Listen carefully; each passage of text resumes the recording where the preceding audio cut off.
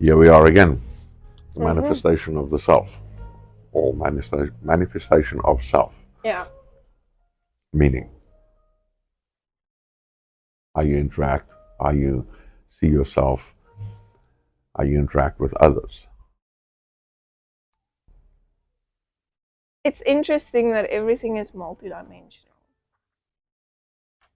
Well, yeah, you have to. I think the thing is, what we tend to do is we see ourselves as a single entity. You know, there you are, and that's you, kind of thing. Whereas, I think if you really start breaking things down, you'll realize that you are a single entity in multiple levels of analysis, if you can call it that. Because your interaction with, like Brophy said, your interaction with your boss, for instance, what you would say, how you interact, your mannerisms and all that's different from your lover, your parents, for instance, or children, for instance. I mean, you get away with a lot more things with your friends than you do with other people. Also, depending on your friends, because they also people tend to have. It's quite interesting because you have people who have friends that is, if you want to call it, close to what my personality type would be, so that we get along, everything is fine. But every now and then we also have these friends that sort of the rowdy one in the room, the one that talks too much, as we say sometimes. We fluctuate between those lot. Just popped into my head now. The one thing I think that is highly interesting is when we say how we see the world. It is, if you look at it from a visual perspective, your eyes and how your eyes work essentially is, I mean, your visual system takes up 40% of your brain. That is insane. 40% of your brain power is dedicated to vision. I mean, it's all from there all the way in, and it claps, and then it comes back into your visual cortex. I mean, we were talking about phones. I've got an Android phone, which doesn't always have the. If you go expensive, obviously, you're going to have really good cameras in it. iPhones, for instance, got really, really good, exceptionally good cameras in it. And I mean, if you walk with your phone and you just start taking videos and pictures, the quality that you're getting off there is insane. Your eyes, however, is a whole 576 megapixels. If you think about 576 megapixels, and you take in 8 gigs of information every second. Your problem there is, what you've got to do is, also you miss 70% of what's happening in front of you. The reason why is, what you've got to do is you've got to minimize complexity, if you want to call it that.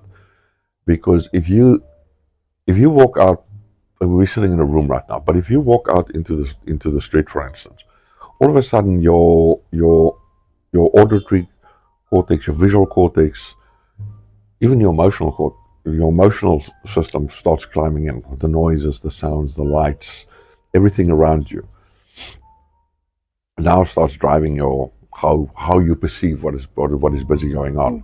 And that's where we make a hell of a lot of mistakes, because what we perceive, what is happening, and sometimes what is really happening is two completely different things.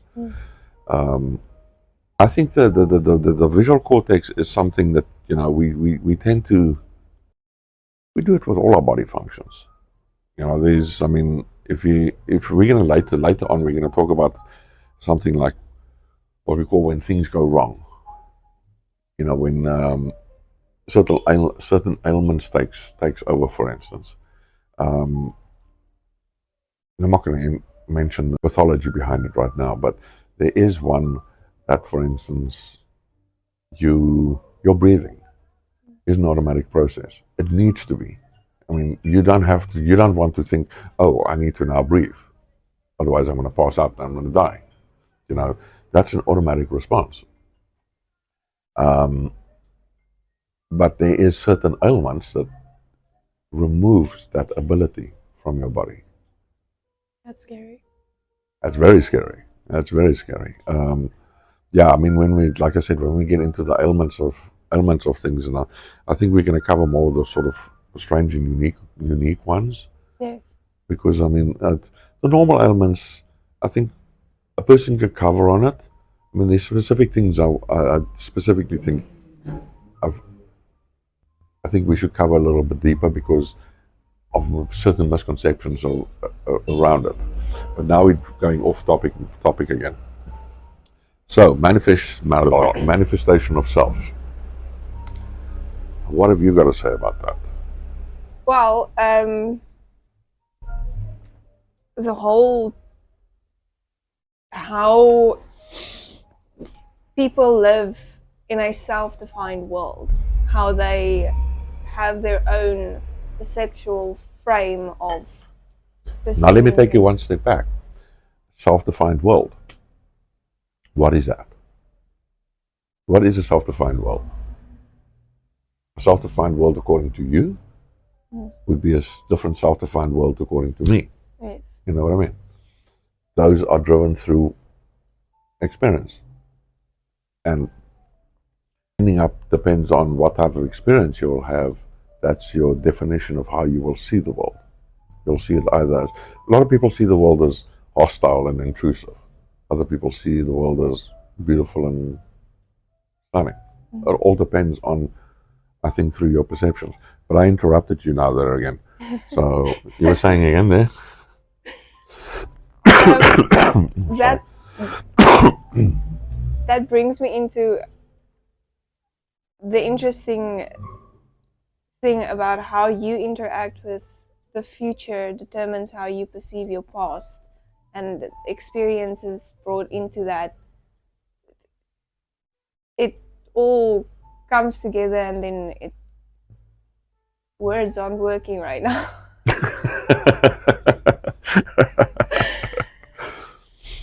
It does. It does. Our, you know, we create our perceptions through our worlds when we are in our late teens already. We start forming a visual representation and a mental representation of how we interpret the world and our interactions, how we then interact with the world thereafter.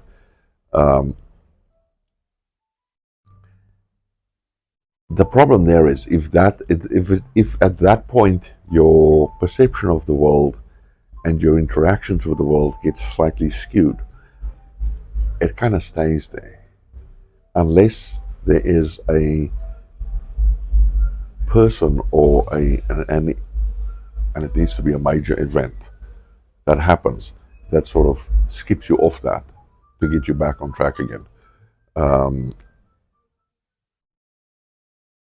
It all depends on that. It all your perceptions are perception is such a your perception creates your reality. Okay, fair enough. And say that what I perceive is my reality. But what do I perceive? How do I perceive? Do I perceive correctly?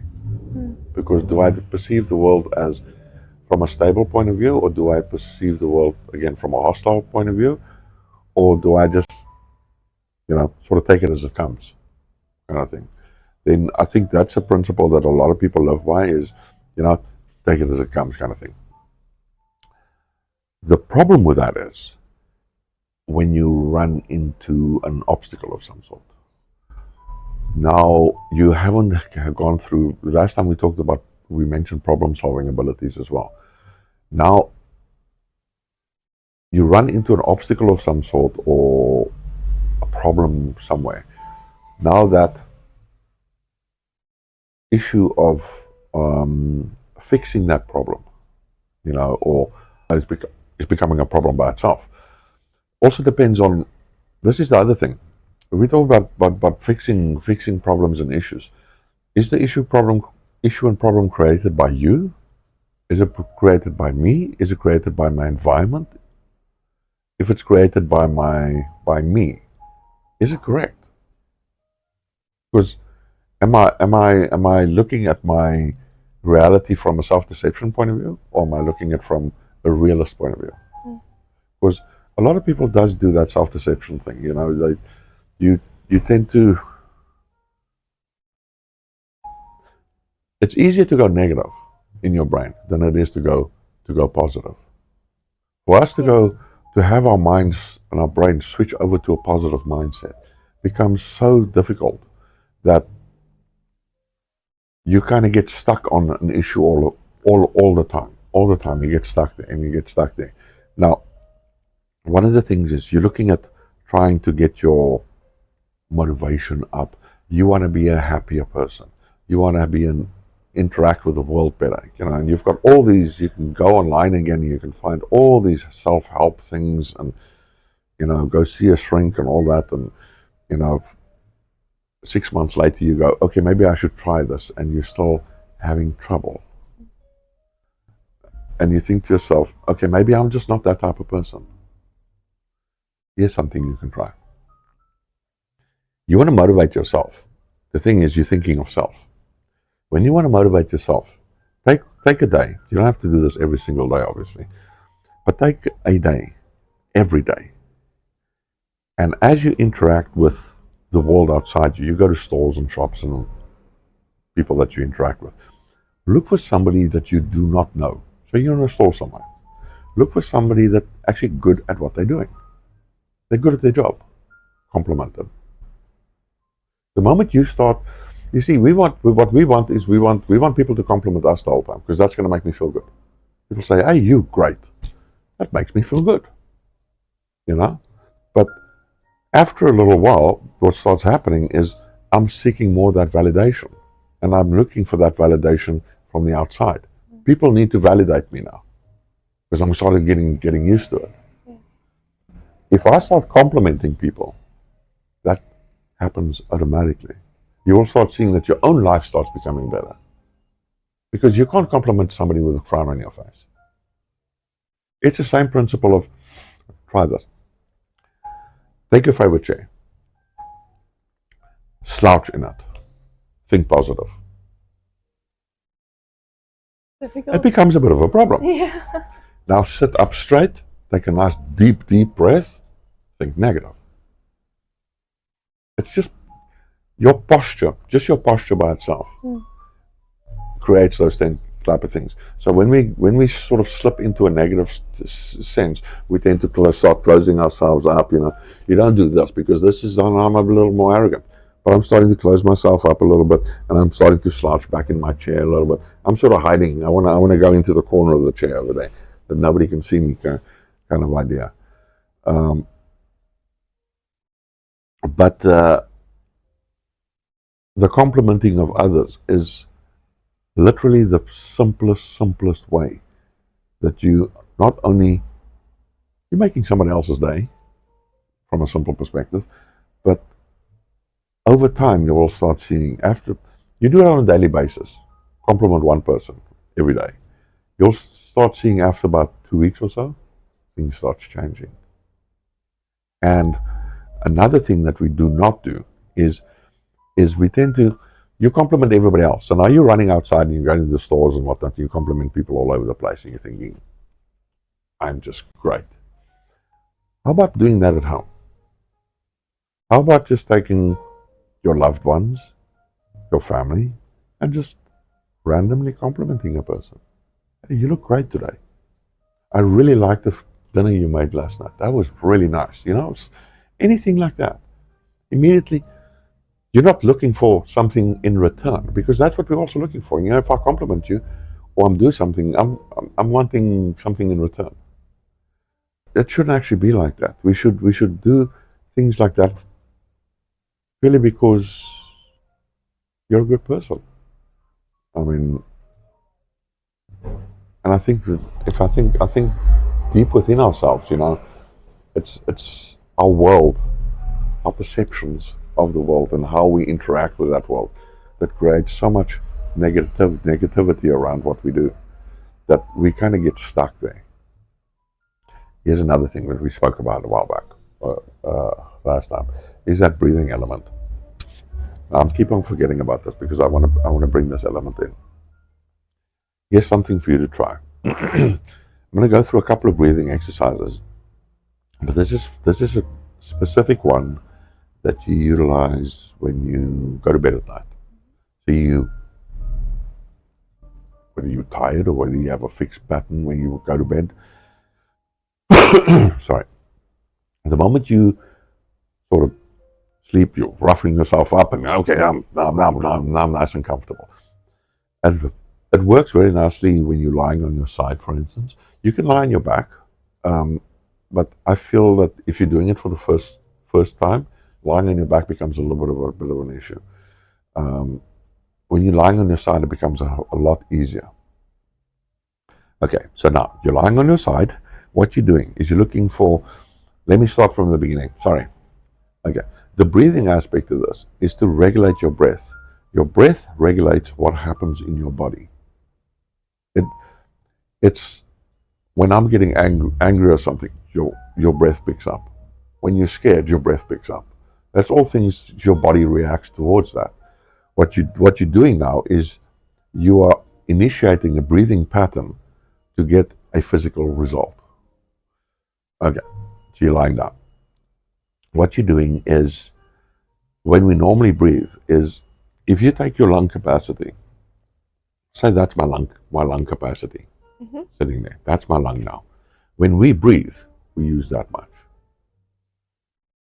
This is underutilized completely. So you have problems with lung diseases and all sorts of things that people struggle with. Because you're actually only using about 10% of your actual lungs when you're breathing. If you pay attention to just every now and then, when you got a moment, you're standing, you're making a cup of coffee, you're busy with something, and just sort of notice how you breathe. And you'll notice that you're actually breathing very shallow. You're not using your whole lungs. Okay, so tonight you're going to use all of your lungs. You're going to go like you're filling up a glass of water. Because when you're filling up a glass of water, you don't fill it from the top down, you fill it from the bottom up. Your lungs work the same way. When you're breathing in, you fill your lungs from the bottom up, which means you find it in martial arts, and you'll find it in, I'm not going to speak for yoga and those type of things, but I'm sure it gets used in those principles as well. You're not breathing from the lungs. So my point here is, when you're breathing, your lungs is what sort of expands once you breathe. Now what you want is this to not expand, because if I'm breathing, this needs to expand. My diaphragm needs to expand. So what you want is to fill up a glass. You fill up a glass from the bottom to the top. So it needs to roll up. When I'm emptying a glass, I'm emptying it from the top to the bottom. You with me? So that's an exercise you can keep on trying to go over. So when you're breathing, that moves. I'm trying to breathe from my lungs now. Not that. That already feels labored. Using so much. This,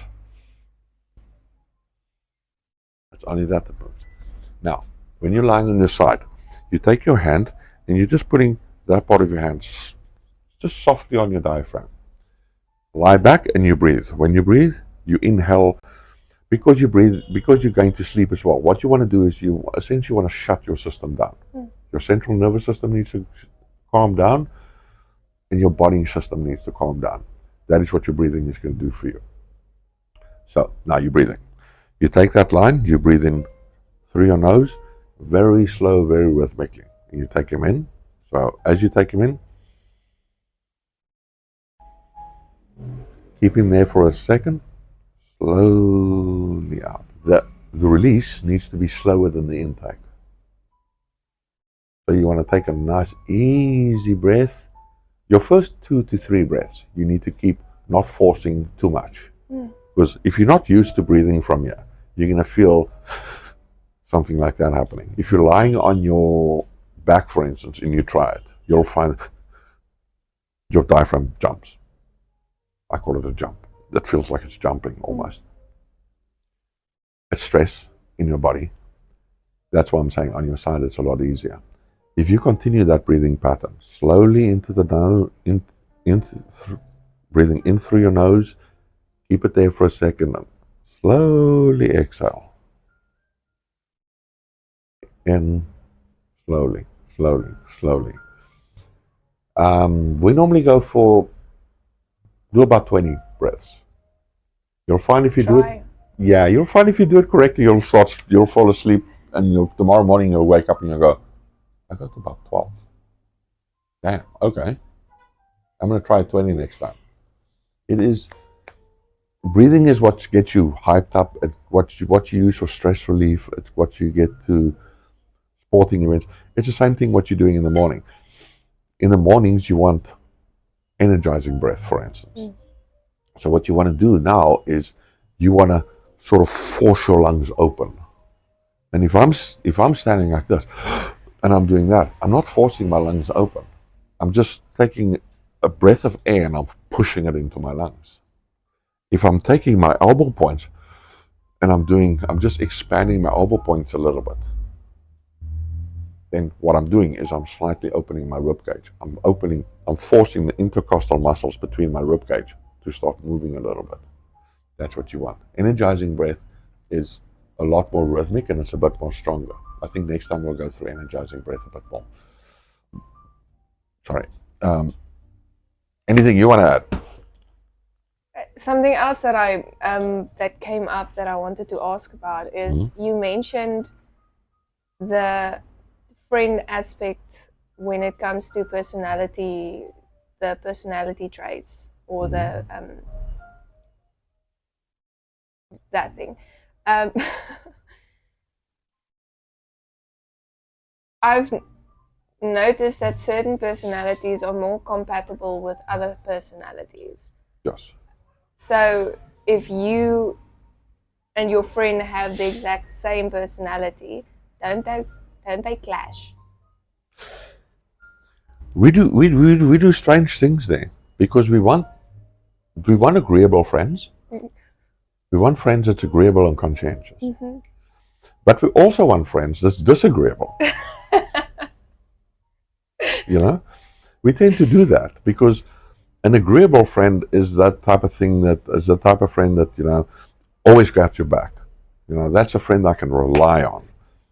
But when I want to hear the truth, I go to my disagreeable friend because they're going to be a little bit more harsh. They're not that agreeable. They're not that conscientious, so they kind of speak the truth. I think from a friend perspective, we need both. You need both of those people in your personality types in your life. I think when it comes to personality types, we're gonna get quite. That's gonna get quite interesting. Up next on the CTLR podcast. But if it comes to a friend situation, you've got the agreeable and you've got the disagreeable. Join the discussion every Monday at 7 p.m. Behind the scenes. I'll press the button to. That would work. Okay. That'll be exceptionally fucking hilarious. So we'll talk here for an hour and then we realize, it would have helped if we pressed record, eh? Yeah, that would have worked. Okay. Blooper time.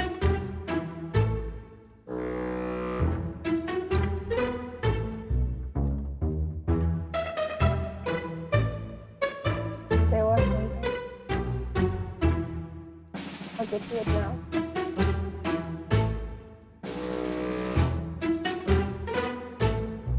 Damn it.